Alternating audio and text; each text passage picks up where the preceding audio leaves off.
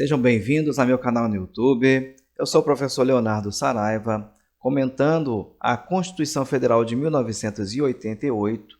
Chegamos ao artigo 52, inciso 10. Nós separamos uma aula somente para este inciso do artigo 52. O inciso 10 é muito importante, certamente uma questão de prova de concurso, não só para concursos do Legislativo, mas também para os concursos que cobram a Constituição de uma forma geral. Isso porque, no artigo 52, nós vamos tratar ainda da competência privativa ao Senado Federal, nossa aula de parte 4, justamente porque no artigo 52, inciso 10, nós temos a abstrativização dos efeitos do controle difuso de constitucionalidade. Vamos ponto a ponto, com foco no artigo 52, inciso 10, fazer a nossa aula de hoje. Eu friso que não é uma aula de controle de constitucionalidade, até porque uma aula não seria suficiente. Como nós temos uma sequência de aulas que envolvem os artigos da Constituição, nós vamos introduzir o tema e vamos dissecá-lo à medida que formos publicando as aulas aqui no canal. É só ir acompanhando que no final vai dar tudo certo.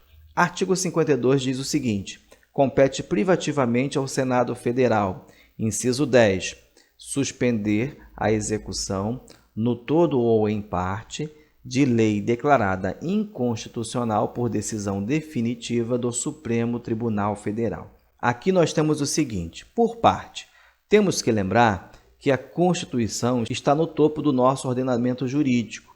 E após ela nós temos o quê? As leis, que buscam o seu fundamento na Constituição.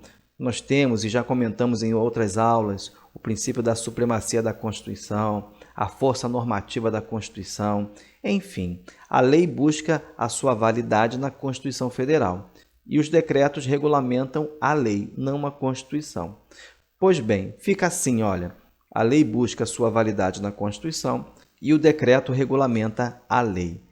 E o que é, então, o controle de constitucionalidade? É lógico, é claro, em linhas bem gerais, de uma forma bem simples, apenas para elucidar um pouquinho o tema, nós temos o quê? Que o controle de constitucionalidade, que ele justamente verifica a compatibilidade das normas com a Constituição. Simples. Ora, se determinada lei está em desacordo, não é compatível com a Constituição, o controle de constitucionalidade vem e declara essa lei inconstitucional, tirando dela a sua eficácia. Bom, passada essa parte, nós temos que entender o seguinte, que o controle de constitucionalidade, quanto ao momento, ele pode ser prévio ou preventivo, ou seja, aquele que ocorre durante a formação das leis, ou ele pode ser posterior ou repressivo, quando ele ocorre depois que a lei entra no ordenamento jurídico.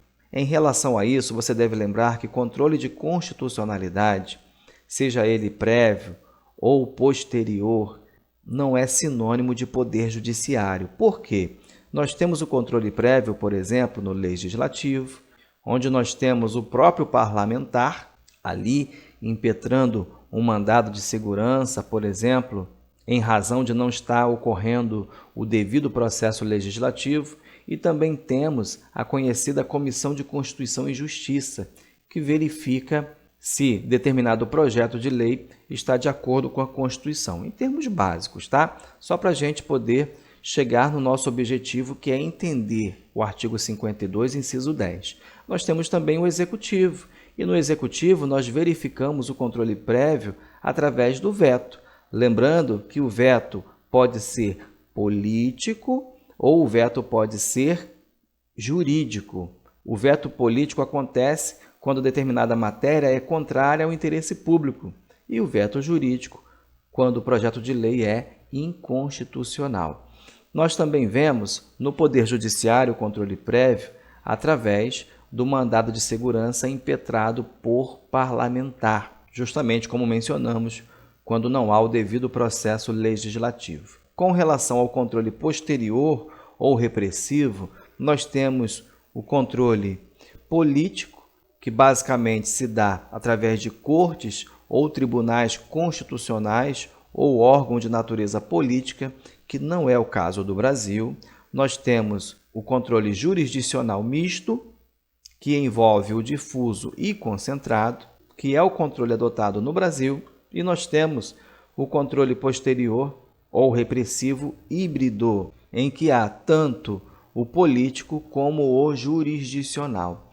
Lembre-se, nosso controle de constitucionalidade posterior ou repressivo, ele é jurisdicional misto, porque traz o difuso e concentrado. Muito bem, com relação a isso, nós temos exceções. Exceções a quê? Ao controle jurisdicional. Ora, esse controle também pode ser exercido pelo legislativo. Quando?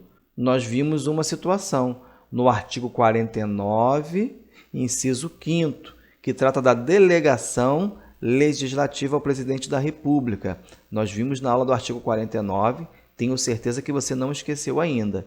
Ali não há o controle quando o presidente excede os limites da delegação legislativa?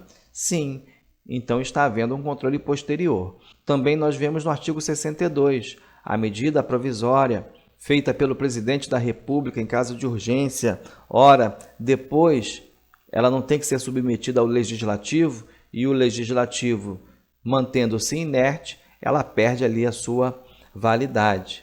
E há também questões que envolvem os efeitos que ela já produziu. Também temos no artigo 52, inciso 10, que é o tema da aula de hoje, mas esse nós falamos daqui a pouquinho. Bom, também vemos uma exceção ao controle jurisdicional exercida pelo Executivo. Quando?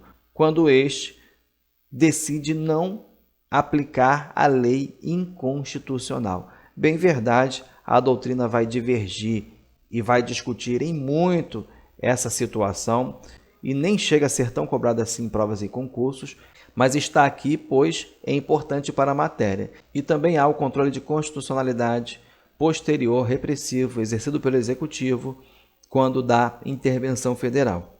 Também temos uma outra polêmica em relação aos tribunais de contas da União. Isso porque a súmula 347 do STF, ela data de antes da Constituição de 88 e através dela há a autorização para o TCU afastar a aplicação da norma que entenda ser inconstitucional.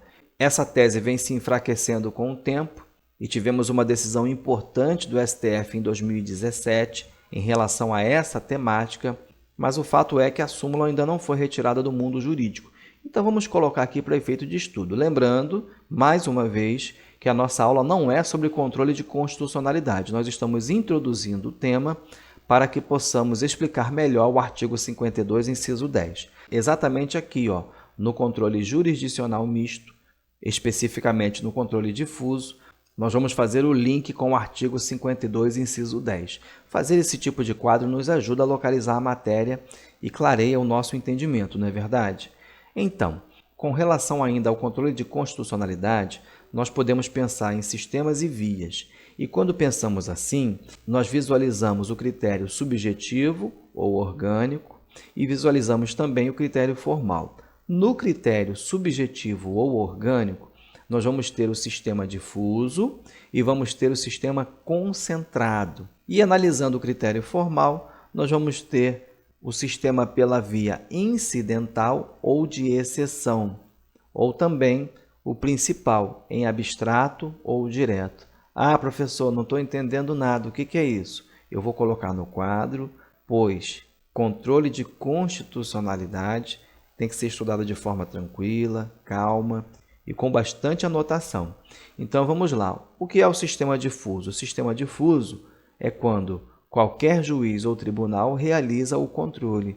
Qual é o controle? O controle de constitucionalidade. É verificar, como nós vimos lá no início, se a lei é condizente com a Constituição, observadas as regras de competência. Esse controle é realizado por qualquer juiz ou tribunal, observada as regras de competência. Temos também o sistema concentrado, e nele nós temos o quê? a competência originária do referido órgão, e mesmo que sendo órgãos, em um número limitado. Ok?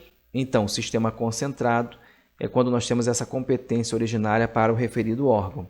Por via incidental, você tem um processo que tem um pedido principal, que não tem a ver com a inconstitucionalidade, mas você depende que seja declarada a inconstitucionalidade para que o seu pedido principal seja apreciado.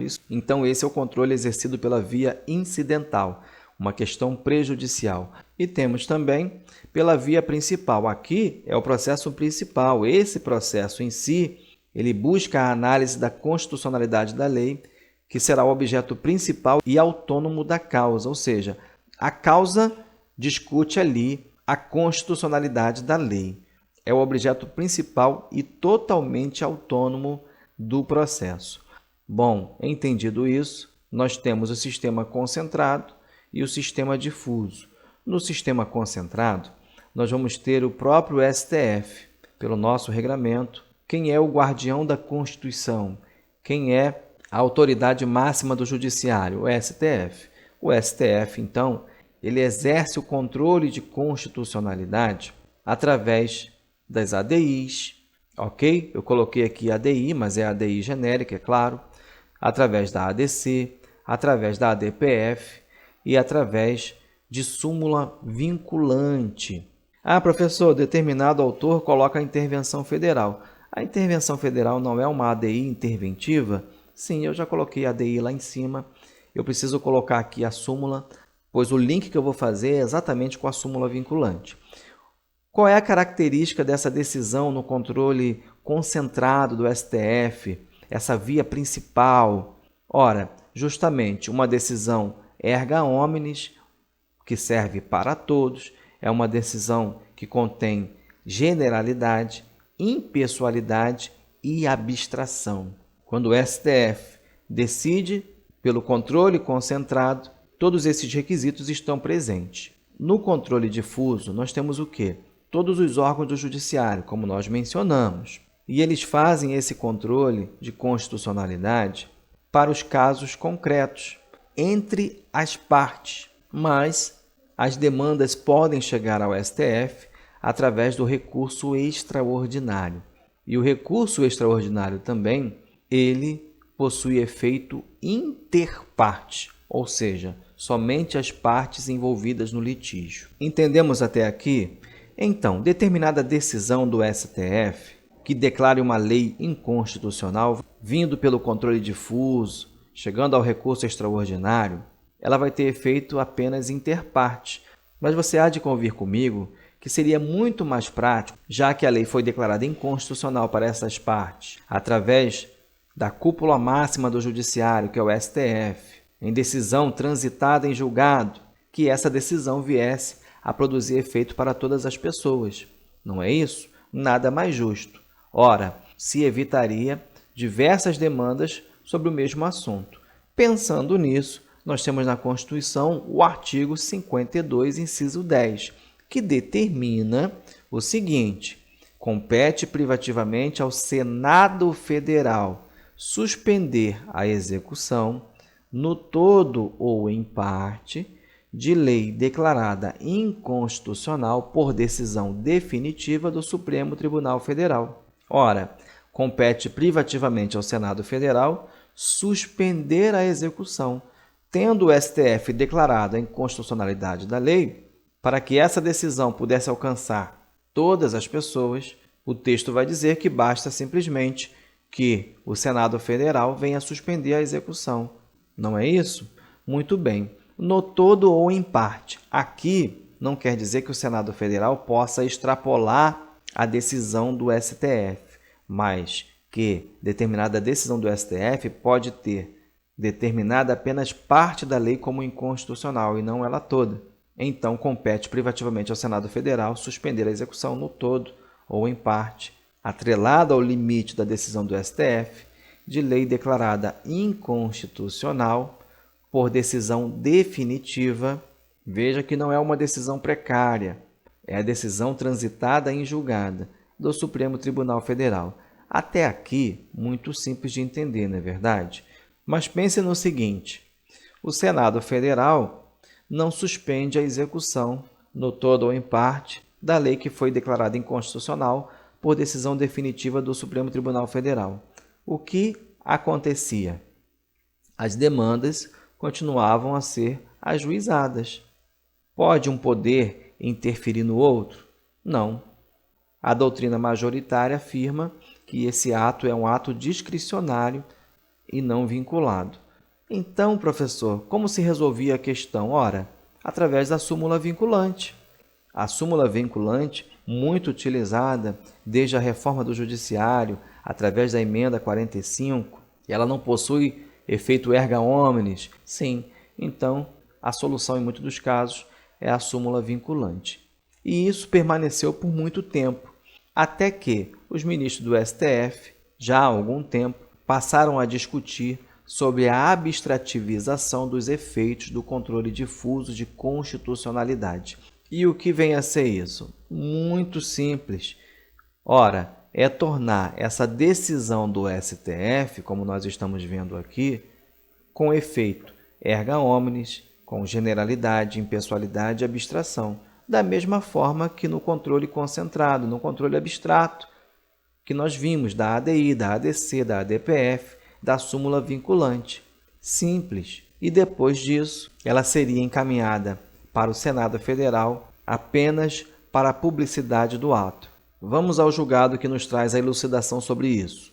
Ora, se uma lei ou ato normativo é declarado inconstitucional pelo STF, incidentalmente, você lembra do que nós aprendemos, que pela via incidental, o controle é exercido como uma questão prejudicial e premissa lógica do pedido principal. Não foi isso que nós aprendemos? Então, quando isso acontece, ou seja, em sede de controle difuso, essa decisão, assim como acontece no controle abstrato, também produz eficácia erga omnes e efeitos vinculantes.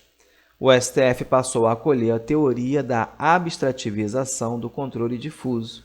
Assim, se o plenário do STF decidir a constitucionalidade ou inconstitucionalidade de uma lei ou ato normativo, ainda que em controle difuso, essa decisão terá os mesmos efeitos do controle concentrado, ou seja, eficácia erga omnes e vinculante.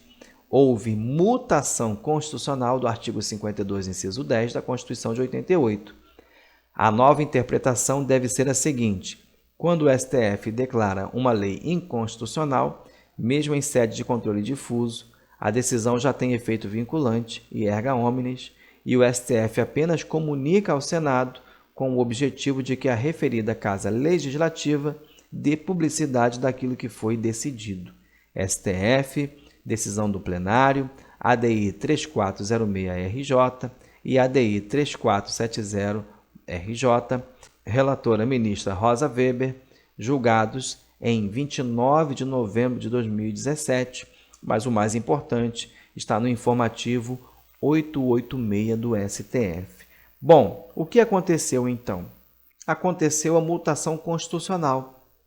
E o que vem a ser a mutação constitucional? Em linhas gerais, é o fenômeno em que é atribuída a uma norma nova interpretação, sem alteração do texto. Veja, nova alteração sem alteração do texto. Muda o sentido, muda a interpretação. É feita uma abordagem crítica durante o texto apontado, seus principais aspectos e suas consequências ao ordenamento jurídico brasileiro.